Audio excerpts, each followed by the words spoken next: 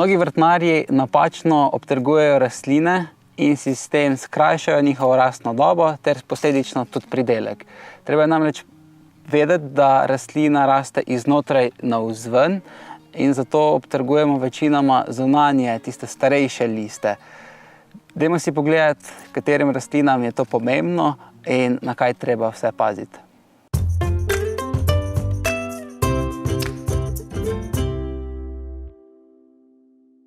Blitva je tipičen primer rastline, kjer imamo s pravilnim pobiranjem pridelek lahko na voljo skoraj celo sezono.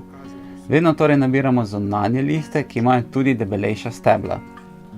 Sortam solate, ki ne tvorijo glav, redno pobiramo spodnje liste že zelo hitro v njeni rasti. Tudi če imamo gredo solat, radiče in endivje, ki oblikujejo glave, jim lahko pobiramo zunanje liste. Razmislimo, kako dolgo čakamo glave solat, potem pa jih imamo na voljo le 2 tedna in že hitro uidejo v cvet. Peteršilj tudi obtrgujemo od spodaj navzgor oziroma od zunaj proti notranjosti. Prav tako listnati ohrovt, špinačo, rukolo, stebelno zeleno, rabarbaro. Tudi če potrebujeva za kakšen recept malenkost zelja in še glava ni razvita, potrgava spodnji list ali 2. Plodovi bučk, ki rastejo ob glavnem steblu, pobiramo na enak način. Tako imamo s Tjašo vsako leto dolgo sezono bučk iz ene same rastline.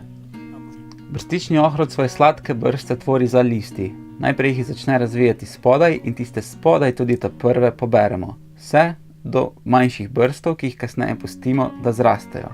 Ob tem odstranimo tudi kakšne stare in obolele spodnje liste.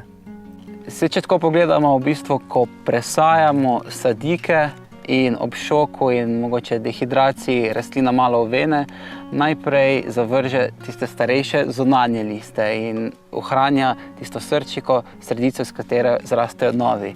In treba spoštovati rastlino kot individuum in jo tudi tako prepoznati. Upam, da je bil tale video poučen, pa sledite, delite in komentirajte, pa ne pozabite uživati v vrtnarjenju.